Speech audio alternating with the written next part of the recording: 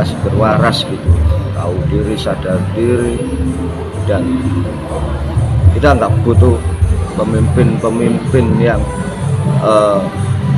berantakan gitu. Kita butuh pemimpin-pemimpin yang revolusioner ya. Sekarang ini kita tahu kita sudah kehilangan jati diri bangsa ya, dan lebih parah lagi ya, dengan ke-79 tahun ini bukan waktu yang pendek ya. Jadi kita tidak hanya merenungi selama ini, tetapi apa yang kita capai selama ini hanya sebatas retorika, pembangunan tanpa ada pemberdayaan manusia, hingga kita terjajah, hingga kita menjadi negara konsumtif. Artinya kita tidak berdaya dengan negara, tidak berdaya dengan diri kita dan jati diri bangsa. Ya, itu aja. Oke, Mas Eko, saya ingin mendalami lagi terkait dengan pemimpin yang revolusioner. Maksudnya Mas Eko bagaimana? Sosok gitu, sosok siapa pemimpin yang revolusioner? Atau kalau seandainya pemikiran yang bagaimana yang revolusioner? Dan apakah revolusioner itu hanya pemimpin saja atau tidak diikuti oleh rakyatnya sekalian? Ya, ini kita juga banyak kehilangan ya tokoh-tokoh pahlawan yang revolusioner ya, yang sekarang ini masih belum nampak ya, belum menemukan. Jadi yang dimaksud revolusioner itu betul-betul mencintai bangsa dan negaranya, yang nasionalis ya. Betul-betul yang tidak materialis, artinya sifat-sifat keduniaan sudah selesai dan berpikir untuk bangsa dan negara lebih baik ya, lebih sejahtera, lebih terjamin ya. Apalagi saya berulang kali, kita dikaruniai sumber daya alam yang melimpah dan kita menjadi negara yang diperhitungkan di dunia ya.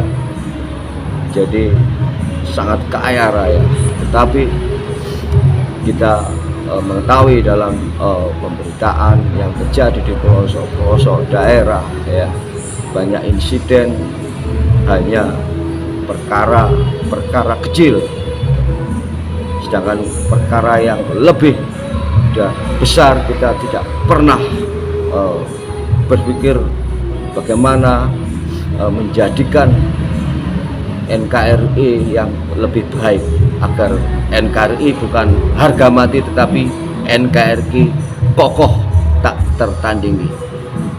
Mampukah kita menggapai atau mencapai itu? Itu semua tergantung pada diri kita masing-masing untuk beranjak, untuk bangkit, untuk mawas diri, untuk seger waras, untuk gotong royong, dan itu pun semua untuk saudara-saudara kita sebangsa dan tanah air. Dan marilah kita mencoba agar Bapak pendiri bangsa dan para pahlawan kemerdekaan Republik Indonesia itu bangga dan tersenyum. Oke, Mas Eko, bagaimanapun juga kita sudah mengetahui bahwa setelah peringatan 79 tahun NKRI, kita akan memiliki ya, akan segera dilantik presiden terpilih ya, Prabowo Subianto dan juga Gibran.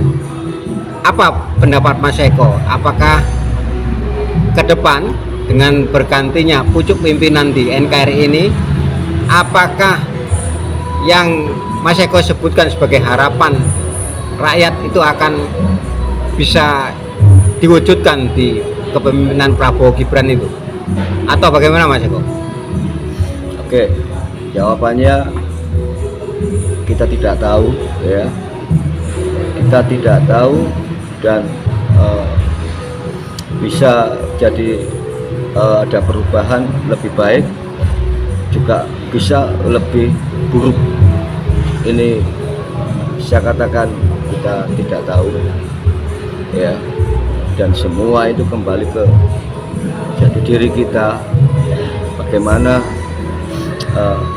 kita tidak hanya merasa tetapi memiliki bangsa dan negara ini. Bayangkan, apa kita tega melihat saudara-saudara kita yang terlantar hidupnya? Kita ambil contoh kecil, satu lingkup RT saja ada yang miskin. Apa ada gotong royong sampai saat ini? Ada yang tidak bekerja? Apa ada yang memperhatikan?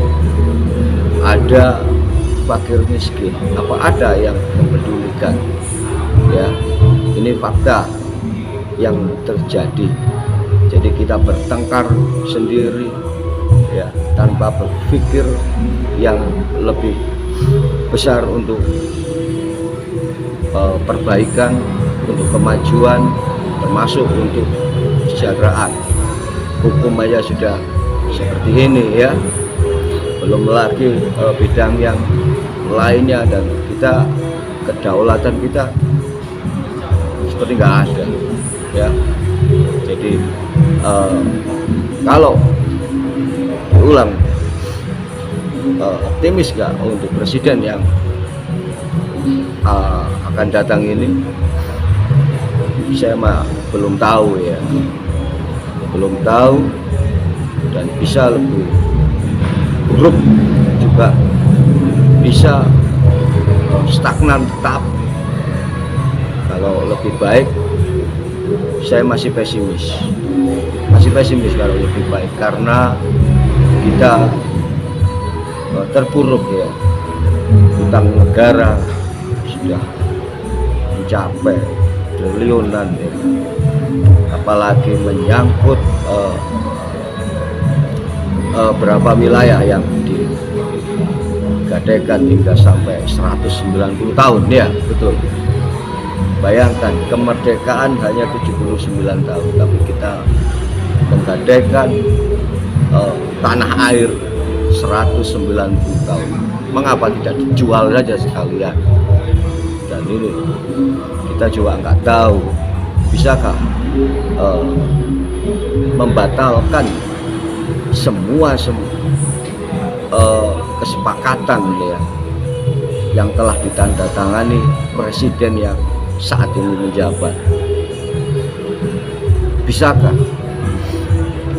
Karena kita mengetahui ya, dari kerja-kerja ternyata semestinya kan kerja menghasilkan uang ya, tapi ini tidak, kerja menghasilkan hutang, ini yang terjadi. Jadi kita merdekanya seperti apa? Ini yang perlu digarisbawahi. Ini tidak masalah ini karena kita tambah durasi kesimpulan, karena sampai saat ini banyak ya saudara-saudara kita yang tidak jelas ya nasibnya ya. Terus belum lagi terjadi peristiwa-peristiwa ya, dan kita juga tidak tahu kapan selesainya, dan semua ini demi hidup ya.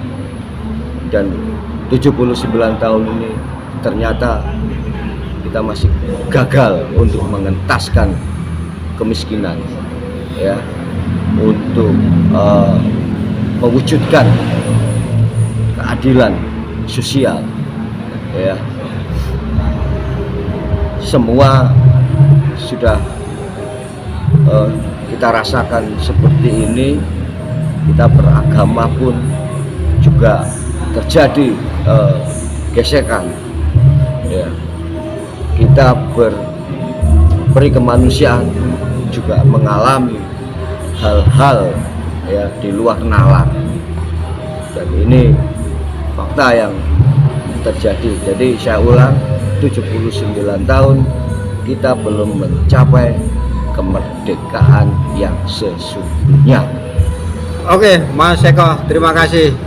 Mudah-mudahan kita masih tetap sehat untuk bisa berharap dan bisa melihatlah kesejahteraan yang dimaksud oleh Mas Eko. Oke, terima kasih Mas Eko. Sama-sama. Assalamualaikum Mas Eko. Waalaikumsalam warahmatullahi wabarakatuh. Kita membutuhkan seorang pemimpin yang revolusioner. Kita tidak butuh pemimpin yang hanya bisa menggadaikan negara dan kekayaannya terlebih kepada bangsa asing.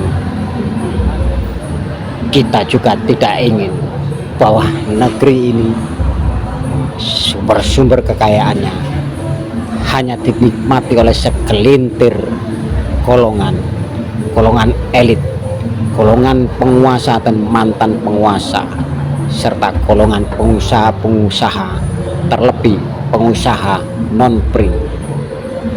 Eko Gagak merasa masih banyak di seluruh wilayah NKRI saudara-saudara yang mungkin saja para leluhurnya, orang tuanya, bahkan diri mereka sendiri yang sudah seharusnya bisa menikmati hari tua, namun tetap hidup di bawah garis kemiskinan.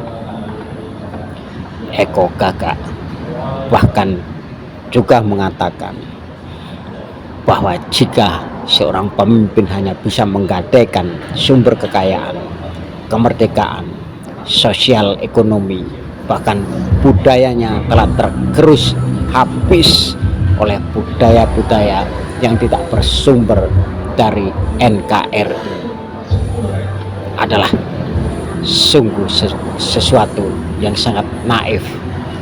Budaya hanya disimbolkan dengan simbol-simbol pakaian yang hanya terlihat dari sosok luar, namun kesejatian diri bangsa telah musnah, tergerus oleh materialisme dan juga nafsu serakah kuasa.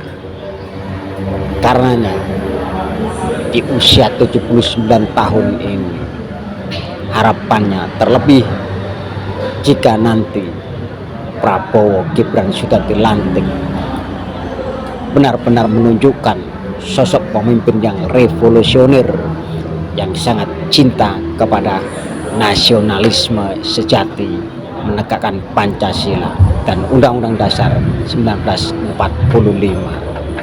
Wassalam.